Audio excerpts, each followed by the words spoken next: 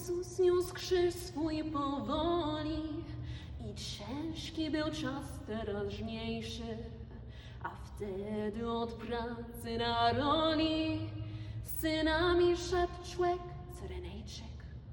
Dowódca żołnierzy nakazał, by poniósł on Pana brzemię.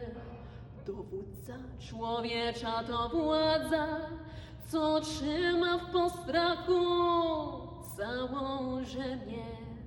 Więc niósł przymuszony ten Szymon krzyż święty dla Boga i Pana i znanego z jego dwóch imion, dlatego że godnie się starał, godnie się starał,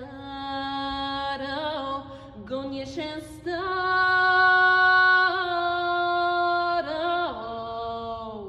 godnie się starał.